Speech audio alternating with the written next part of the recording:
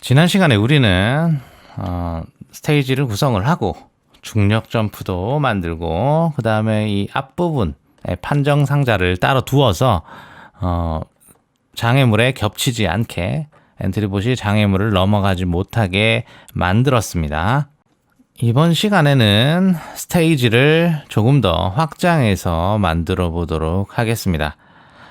우선 제가 만들고 싶은 스테이지는 이렇습니다. 여기서 이제 점프해서 이쪽으로 올라가고 그 다음에 이쪽에서도 플랫폼이 이렇게 있어가지고 이쪽 방향으로 쭉 진행을 하다가 여기 끝부분에 어떤 목표 지점이 있는 플랫포머 게임을 만들려고 합니다.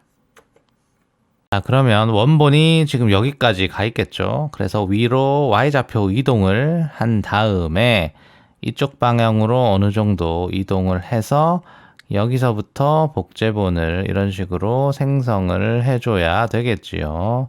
그러면 Y좌표를 증가시켜주고, 자, 왼쪽으로 갈 때는 우리가 X좌표를 빼주었죠. 마이너스. 오른쪽으로 갈 때는 X좌표가 플러스. 왼쪽으로 갈 때는 X좌표가 마이너스였습니다. 그러면 지금 말한 대로 한번 스테이지를 만들어 보도록 하겠습니다. 우리는 지금 상자를 이용해서 상자의 복제하기 기능을 이용해서 스테이지를 구성하고 있었습니다. 자, 그러면 움직임에서 자, Y좌표를 다시 60 정도 올려주고요. 그 다음에 600이라고 했네요. 죄송합니다. 60 정도 올려주고 그 다음에 왼쪽 방향 X좌표를 한 100 정도 마이너스 150 정도 하겠습니다. 마이너스 150 정도 바꿔준 다음에 이제 복제본을 4개 정도 생성을 해보도록 하겠습니다. 자신의 복제본 만들기. 그 다음에 지금 상자 한 칸이 30 정도이기 때문에 만들고 30씩 움직여줘야 아니지 X좌표를 30만큼씩 빼기 30만큼씩 이번에는 왼쪽 방향이니까 빼기 30만큼씩 움직여주면 되겠지요. 한번 확인을 해보도록 하겠습니다. 네, 의도한 대로 디자인이 잘 된 것을 확인할 수가 있습니다. 점프해서 잘 올라갔고요. 자, 이 다음 층까지도 잘 올라갔습니다. 근데 지금 잠깐 이상함을 느꼈는데요. 다시 한번 잘못된 부분을 보여드리겠습니다. 여기서 그냥 이쪽으로 지나가려고 하면 그냥 지난 시간에 고친 문제가 다시 한번 재현이 되는 것을 보실 수가 있습니다.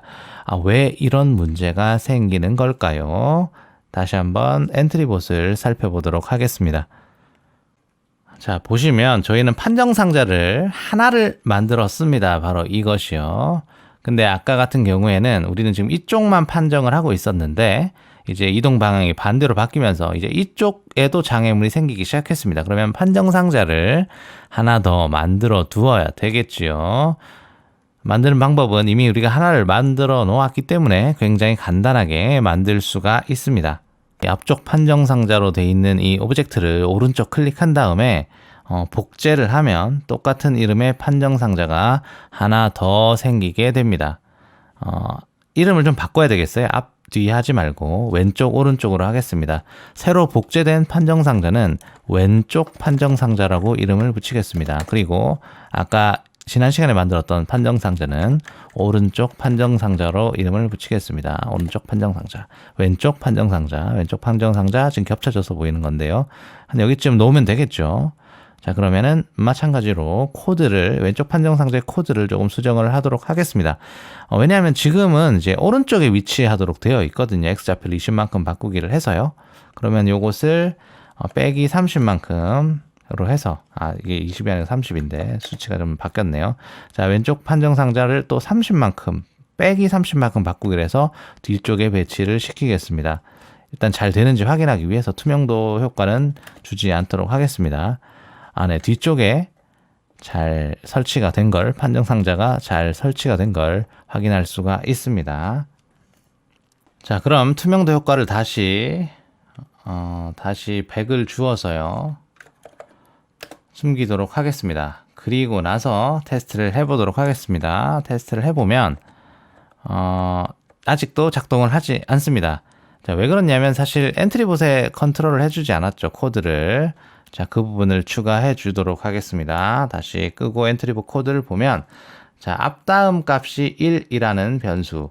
이 변수 이름도 좀 맞춰서 바꿔야 되겠네요. 앞다음이 아니고 오른쪽 다음으로 바꾸겠습니다. 오른쪽 다음 값이 1일 때 X좌표를 못 움직이게 했죠. 오른쪽 화살표 키 눌렀을 때요. 자, 변수 하나를 더 추가해서 이번에는 왼쪽 다음 변수를 만들겠습니다. 왼쪽 다음 변수. 왼쪽 다음 변수는 자, 이 왼쪽 판정 상자가 얘기를 해줘야 되겠죠. 왼쪽 다음으로.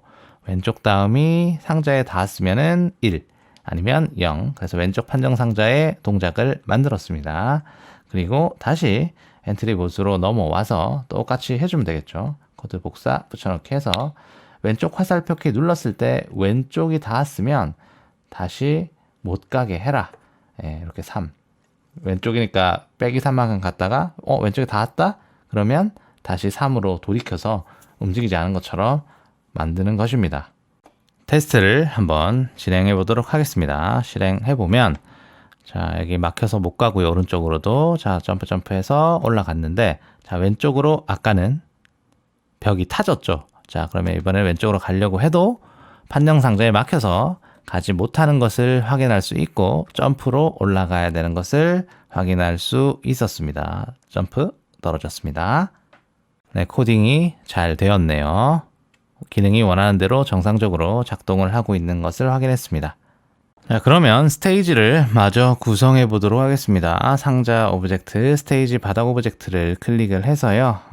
지금 어디까지 완성이 됐냐면 저기까지 됐는데 여기서 조금 더 2개, 4개 정도 만들어 보도록 하겠습니다. 일단 이 부분을 복사를 하면 좋을 것 같아요. 코드 복사해서 복사 붙여넣기를 해서 한 2번 정도 반복을 하는데 이번에는 좌표 간격을 30이 아니고 좀 넓게 60 정도로 잡아보도록 하겠습니다. 그렇게 하고 만들어 보면 네, 이런 식으로 뭔가 더 띄엄띄엄 만들어진 모습을 확인할 수가 있죠. 더 띄워볼까요? 60 말고 한 90 정도, 마이너스 90 정도로 한번 만들어 보겠습니다. 이렇게 하면 스테이지가 이렇게 넘어갈 수 있을지 없을지는 테스트를 한번 해봐야 되겠네요. 지금 넘어갈 수 있는지 한번 확인해 보겠습니다. 이 점프 능력이랑 고려를 해서 스테이지를 만들어야 되겠죠. 예. 잘 되네요. 잘 되고 사이로 떨어질 수도 있는 것 확인할 수 있었습니다. 변수들이 이제 슬슬 스테이지를 가리기 시작하니까 일단은 눈을 감겨서 스테이지에 보이지 않게 해놓겠습니다. 이렇게 해서 잘 보이는 화면을 확인할 수 있고 저쪽 끝이 목표 지점이니까 점프해서 실수 없이 확인을 했습니다. 이번 시간에 저희는 레벨 디자인과 왼쪽 판정, 반대쪽 판정도 이제 마저 만들었고요. 이제 거의 게임이 완성 단계에 접어든 것을 확인할 수가 있는데요. 이대로는 게임이 좀 너무 쉽죠. 자, 무엇이 필요하느냐? 다음 시간에는 방해물, 적들, 그리고 어떤 목표물을 만들도록 하겠습니다.